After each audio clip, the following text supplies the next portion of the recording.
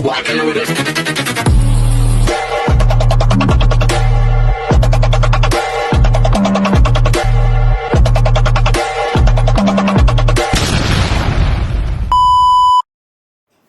Hi everyone! Good evening! I'm back! It's your Mama Sam dito sa Sam Sam TV. Kamusta naman kayo mga amigo, amiga, kumare at kumpare? Sana lahat kayo ay okay at safe ngayong araw na to. At syempre kung ako naman ang tatanungin ninyo, oh my gosh, talagang grabe. Sobrang pagod ng Mama Sam ninyo. Kagabi 3 oras lang yung tulog ko. Anong oras na ako nakauwi kagabi? Tapos anong oras na ako natulog? Mag-aalas 2 na. Tapos gumising ako ng alas 5 ng umaga. Grabe.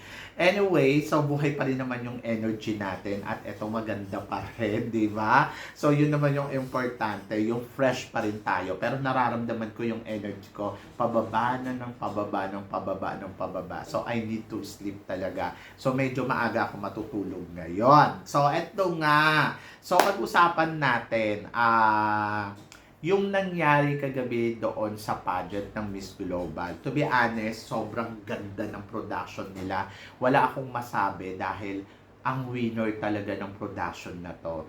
So, hindi dahil sa Thailand ginanap, dahil binadgetan talaga ng bonggang-bongga. Yung lightings, yung stage. Sabi ko nga, bakit hindi nagagawa ng Pilipinas yung ganitong kabonggang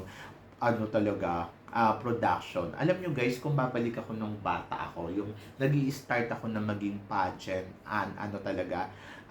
yung pagiging mahilig ko sa pageant, dati ang mga iniisip ko, gusto ko makakita o makanood ng pageant dahil gusto ko yung production. Ewan ko doon talaga ako naaakit sa pageant. Yung production, yung opening show, kagabi sobrang panalo ng opening show neto. Yung alam mo yun, ang lakas maka Miss Universe. Tapos yung mga ilaw nila talagang, ay nako, grabe, sobrang winner. Ang ganda din ng mga music na ginagamit nila, sobrang panalo. Ay nako. Kaya lang yung energy ng mga girls medyo mababa. Hindi ko alam kung bakit, dahil siguro yung quality siguro ng mga pinasali nila dito ay hindi pa ganong kapak.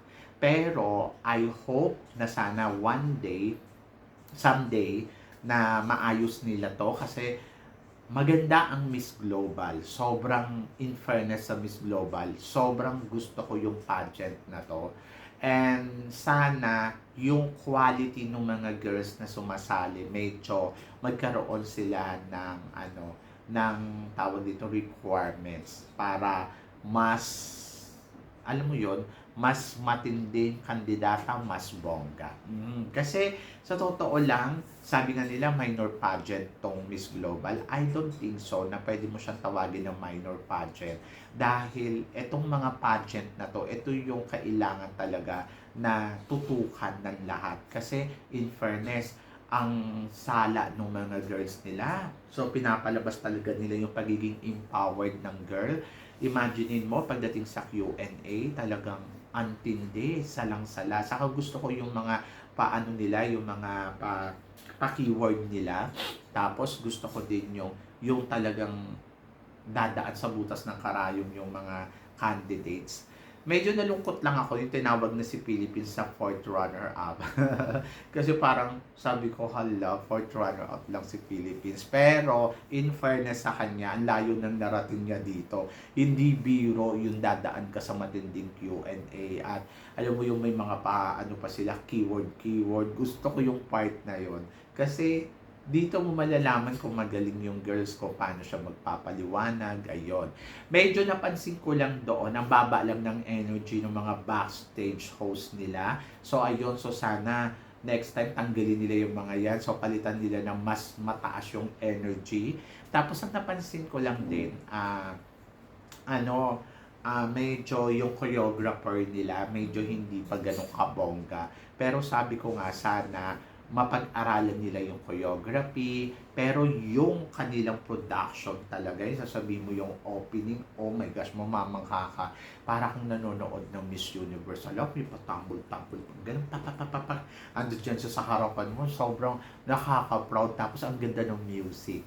Kaya lang, ayun nga, kinapos lang sila sa eksena, yung mga girls. Tapos, yung mga girls, pag naglakad sila, mga bara-bara, gano'n mo yun, hindi yung talaga masasabi mong pack na pack. So, ayun, so sana maayos nila yon. Mm.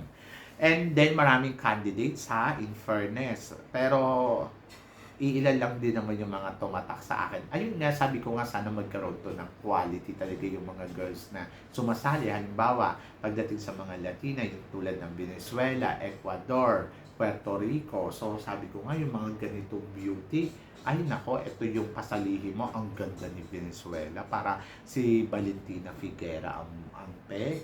Tapos, ang ganda ni Puerto Rico. Diyos ko Lord, ang sexy. At sa Ecuador, ganun din. Maganda din naman yung pambato ng India, Malaysia. Ay, nako. Ayan, ang beautiful nila. Sa Europe naman, ganun din. Marami din magaganda. Pero sabi ko nga, sana maayos nila to ng bongga-bongga para mas bongga talaga yung eksena. So, yon. So, pwede ba itong maging major pageant? I think yes. Oo, kung tatarabawin nga nila yung quality ng girls, and then, I think siguro yung production pa. Kasi, syempre, yung choreography nila medyo doon hindi pa ganun kaklaro. And then, yung hosting, di ba? Buti na lang si Antonia ang nag-host. Talagang masasabi ko, iba din si Antonio Porcil. Ang taas nung energy. Ang galing mag-host. So, yun. So, nakakatuwa kung iisipin mo. Sobrang winner ng pageant nila. At si Oppo kagabi, nakita ko kagabi, ang ganda ni Oppo.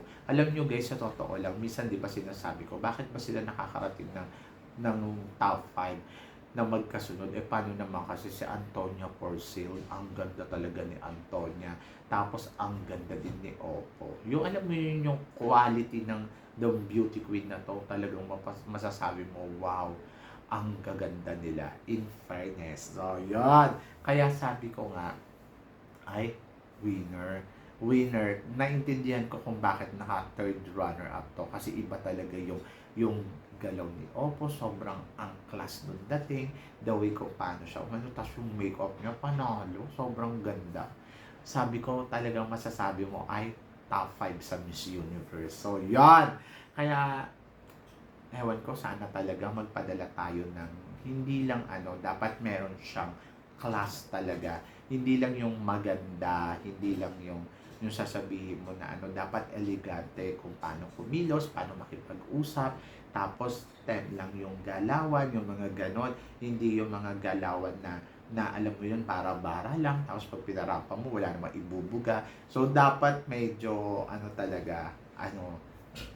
klaro talaga yung, alam mo yung elegante yung beauty. So, I hope na sana ganun yung mapili natin na Miss Universe Philippines. Ay, nako, nakakaloka. So, yung galawan na classic, yung galawan na sosyalan yung dating, ganon. Tapos may ganda, utang na loob.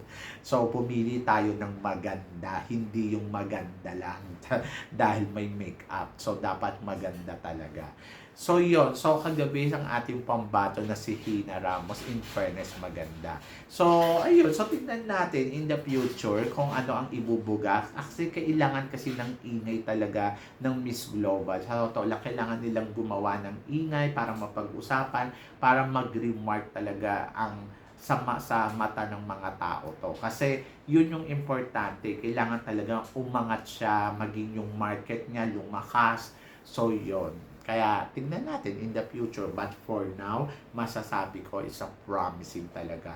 So, para siyang Miss Charm din, no? Pero yung mas gusto ko to sa Miss Charm. In fairness, magaling yung Miss Global.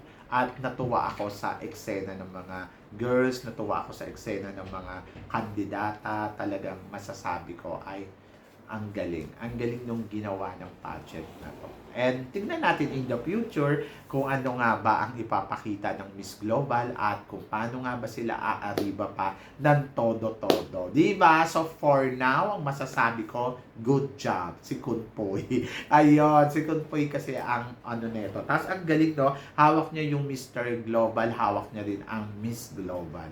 So laban niya. Sabi nga ganun nakasuporta ba kayo dito? Oo naman. So yun, so support tayo dito sa Miss Global 2025. 2025. So yun, so sana natuwa kayo at nag-enjoy kayo sa pinanood ninyo at sana masupport natin yan ng bonggang-bongga. Diba? So yun, so kayo guys, ano guys ang masasabi ninyo sa napanood ninyo kagabi? Talaga bang nakikita nyo to na pwedeng maging isang major pageant? So, i-comment below mo yan para at least malaman ko naman kung ano naman ang chika mo dito sa mga pinag-uusapan natin ngayon. So, yun. So, syempre maraming salamat sa inyong lahat sa suporta at pagmamahal na binibigay ninyo syempre dito sa channel ko. At sa mga hindi pa po nakaka-subscribe, please don't forget to click like and subscribe my channel at i-click nyo na rin po ang notification bell para more updated kayo. Siyempre, sa aking mga chika, sabi ng ganon, always keep smiling and laban lang. So guys, hanggang dito na lang. Hanggang sa muli nating chikahan. See you tomorrow. Thank you guys.